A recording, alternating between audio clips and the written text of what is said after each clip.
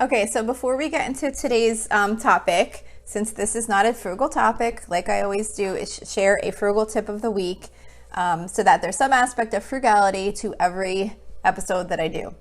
So this week's frugal tip of the week is to consider if you can cut back on the amount of meat that's used in a meal. If your family eats meat, there are some dishes where meat is just kind of part of the dish, not the main dish. And I found that in those meals, I can often cut back and put less meat in the meal to save money on the cost of that meal. So like for an example, it might be like, say like a pasta that has like meat mixed in, or like we do these Chipotle bowl nights where it's like chicken and rice and beans and all that. And I found that like when you have a meal like that where it's kind of a dish with meat that's kind of incorporated into it and meat is not like the main dish, that you can often cut back on the amount of meat that's incorporated into the dish and the meal is still like just as good and just as filling, and you know, it doesn't really have a big impact. So that's somewhere where you might be able to cut back on the cost of a meal a little bit if meat's not the main dish and it's kind of just adding to the meal or the recipe itself. So that's my frugal tip of the week. So this week I wanted to talk about managing our to-do list and using a daily to-do list to help you get more things done. So I guess the thing is that, and it's not only to get more things done, it's to reduce that stress of the to-do list. So most of us have so many things on our to-do list that it seems almost impossible to ever accomplish these things. And it really is. I mean, the list of things that you have on your to-do list is things that are going to get done over the course of time. So there's always going to be more things that are left on the list at any given time. And we create these to-do lists to keep ourselves organized. They help us not to forget things that we need to do. And, you know, we do it so that we can relieve stress, because once something's on your list, you no longer have to worry about it. But despite the benefits of having a to-do list, they can often end up causing us stress, because sometimes our list grows by more items each day than we're able to check off. And it can leave us feeling like we never get caught up with all the things that we have to do.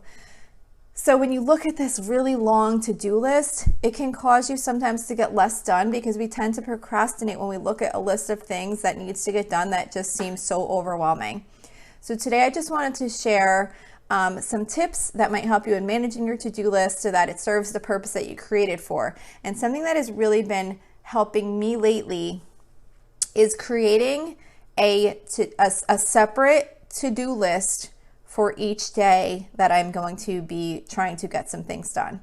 But before I create that to-do list, there's like a master to-do list. So it's kind of like two pieces. Like you have like a master to-do list where you put everything. So you want to have like one central location where you can have everything accessible that you want to get done. That way you only have one place to go, and you won't have to worry that there's somewhere else that you forgot to check and there's some note somewhere of something you were supposed to do and you've forgotten about it. So sometimes, so this master list can be either paper or digital. And sometimes you might not be in a place where you can access your master to-do list. Say if it's a paper list and you're out shopping, you don't have that list with you. If that's the case, just set yourself a reminder to add that item to your paper list as soon as you get home. So like I will often even stop right in the aisle of the grocery shop and make myself a reminder on my phone to tell me to put something on my list. Just because if I don't make a reminder right then, I will forget what that thing was within like a minute. And then I'll have this nagging feeling that there's something I need to do, but I have no idea now what it is. So if you can try to make it a point, like the second you think of something, to either immediately go write it on that list or make yourself a reminder of what it is and to put it on your list as soon as you can. So the first step is to just have one location where everything goes. That way, if you want to look to see, oh, I know there was something that was really important that I needed to do, you look through that one list and everything's going to be there. Then once you have that list, that's what you're going to use to review and decide what you want to work on each day. So this is where I've been really finding it helpful to me, is to create this one daily to-do list, a list of just what I want to work on for today. So by creating a list of things that you want to get done today, you can create something that's actually doable, because I doubt that if there will ever be a day where we'll check off everything on our master to-do list. It's not reasonable to think that that would ever happen. So when you can pick a few things from your master to-do list and make a separate list just for today, you have something that you can actually accomplish. And you, like, when you look at that list, there's something, to me at least anyway, this has been helpful to me. There's something so much different about looking at a list with a piece of paper that has like 3 things on it. And you're like, okay, that's what I need to work on today. And it looks like, okay, I can do this. And I find that I start moving quicker because I look at a list that I can actually do. And I'm like, okay, if I just do these things, I can get this done. You're just focusing on what you're going to do today. Because when you look at that master list, while you're trying to get other things accomplished, it can be so distracting because it's just a constant reminder of all the other things that need to be done that you're not doing today. So a list just for today can usually be completed or mostly checked off, which can give you a feeling of accomplishment. If you check 3 things off a list of 3 things for today, you're going to feel great. But if you check 3 things off a list of 20 things on your master list, you're likely not going to have that same feeling because you're going to be like, oh yeah, I got these things done, but there's all these other things. So you want to try and isolate what you can realistically work on today and what you need to get done today from that master list, because there's no way you're ever going to get that master list done. And it's just going to cause you more stress by constantly looking at all of those things, and it's just totally distracting. So when you create your daily list, you want to consider like what is happening today. You want to think about like, do you have anything on your calendar? Is there any times that you're not going to be available to work on things? Because that'll give you a realistic idea of what you can actually put on your to-do list. Some days there's just no time for a to-do list. And I think by recognizing those days, it frees us from feeling like we should be getting something done. Like for example, and I think I've probably mentioned this before, but this summer I had many days where I was driving both of my daughters to work at the boardwalk over the course of the summer. And they were both on different schedules working for 2 different employers. So there were days where I would need to make 4 40-minute round trips to pick up and drop off my daughters. So there was not much time to get anything else done on those days. And by recognizing that there was little I would be able to do on those days, it took away that stress of feeling like I needed to be doing something else. It was just like, nope, this is how today is.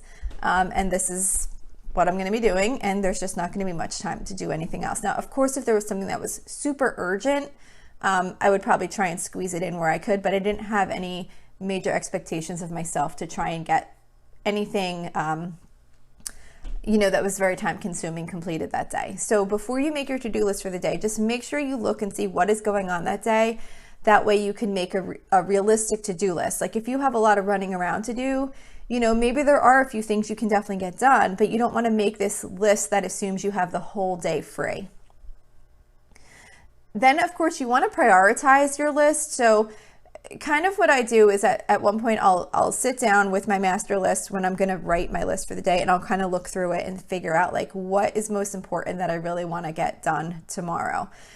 So you have to really take some time to think through the items on your list and just ignore those things that aren't super important unless you have extra time to like get some of those things done. I'm sure many of you have heard of the Franklin Covey. I'm sorry, not Franklin Covey, Franklin Covey's planners, which is a mix of part of the Stephen Covey thing, but I meant to say Stephen Covey. So Stephen Covey has a method of prioritizing tasks within 4 quadrants. So this can be good to help with prioritizing your to-do list. So there's 4 quadrants. The first one is urgent and important. So those are the things that need to get done first. Anything that's on your list that is both urgent and important. And the goal is to try in the first place to avoid things ever getting into this category. So an example of something that might be urgent and important is maybe you need to get a gift for a party that's tomorrow afternoon. It's important because you need to get a gift for the party, and it's urgent because now it's tomorrow. So you want to try not to get things falling into that category, but if you do have something in that category, that's what you want to get done first. It's both urgent and it's important. The second quadrant is urgent and not important. So this might be something like checking and responding to emails. In our mind, we might think it's urgent and needs to be taken care of right away, but often these things can wait so that we can focus on what is actually important. So the urgent and not important are the things that you don't want to spend too much time focusing on, because it's taking away from the things that are more important that actually do need to get done. And you especially don't want to take away from the time for the things that are urgent and important. Then there is not urgent and important. This is where you really want to always be trying to work in this quadrant. So it's not urgent, so it's not like due tomorrow, but it is important. So this, for an example, with the gift for a party, this might be getting a gift this week for a party that's being held next week. So it's important, but you took care of it before it became urgent and before it went into that urgent and important category. So it's something that you want to try and get done ahead of time so that you're not waiting till the last minute. You're like, oh my gosh, I have to run out and get that. So not urgent and important. That's where you really want to try and focus your time as much as you can. And then there's things that are not urgent and not important. That's the fourth quadrant. So these are things that you can do whenever you have time. This might be something like watching a movie you've been wanting to see, or playing some video games or whatever. And I'm not saying that this might not be something that can fall into another category. Maybe you just need a day to rest. So you might decide that watching a movie is urgent and important. It's just up to you to decide how you want to categorize your priorities and how they fit into these quadrants. But again, as you're looking through your to-do list, you want to focus on what's urgent and important, what needs to get done first, that's like highest priority, and then what's not urgent but important, so that you can get ahead of those things before they become like, oh my gosh, I have to get this done right now. So then another tip that I have is to make a brand new list for each day. Like, don't take yesterday's list and then leave whatever was open on it and then add to it, because it just looks messy. And I don't know, there's just something about like a brand new fresh to-do list with just the things that you're going to work on today. Especially because sometimes what can happen is if you carry over your to-do list from yesterday, you can add some more things on, and then you might think of things and add other things on, and then you wind up creating another long to-do list. And you don't want that. You just want a nice clean list for today, and it's only what's today. And then that way, as you're crossing things out or checking things off, it's not things you did yesterday, it's what you did today. So you can see of the things that you had on your list, what you actually accomplished this day only. And it's just, I don't know, I just feel like it's just a nicer way to kind of see what you had plotted out to do, and then what you actually were able to get done. Because it's just, I don't know, I just think it makes it better and cleaner, and it's just, these are my priorities for today, and there's nothing else on that list. And when you're making your list, make sure don't to just pick easy stuff, because unless you have like a really busy day ahead of you, where you're not going to obviously be able to focus on anything of significance, you want to make sure that at least one of your items on your list is something that's high importance, like we talked about in those quadrants before, because it can be really easy to pick those things from your list that you know you can really quickly and easily get done and get a lot of check marks. But when those things are like just like the easy little things, they're often things that aren't very high priority. And when you put them on your list, like I said, you'll be able to check off a lot of things, but you're probably not going to feel that as great as if you got some more important things off of your to-do list. And make sure to put some fun things in there too, along with your other tasks. I always find that like some of the best days are the ones where I get some really important things accomplished, but then I also have time to do some things that are just for fun. So even if you're really overloaded with things, you can usually find at least like 10 to 15 minutes during the day to take a break and do something you enjoy. It just feels so good, like when you get something major done during the day, and then like you have some time, even if it's just like to sit outside and relax or whatever, and you're like, this is great, I got that thing done, and I'm also able to spend this time to enjoy this day. And there's just something really great about a day where you can get like a good mix of getting something really important done and then also having time to just kind of relax or enjoy something that you want to do. So I hope this episode was helpful. That's it for today. Don't forget, you can always email me with any questions or suggestions at lolasfrugallife@gmail.com. You can follow me on Instagram and Facebook at Lola's Frugal Life. You can find blog posts for each episode on my website at lolasfrugallife.com.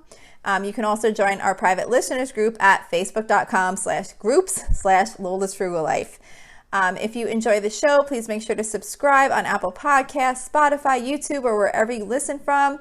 And I would love it if you would screenshot the show and tag me on Instagram. That's really fun. Then I can reach out to you and send you a little message. It's just neat to get to connect with people that are listening to the show. And also, if you can please take a couple of seconds to rate and review the podcast, that would be really helpful to me in helping grow our audience. So that's it for today. Thank you so much for listening, and I hope you have a really awesome day.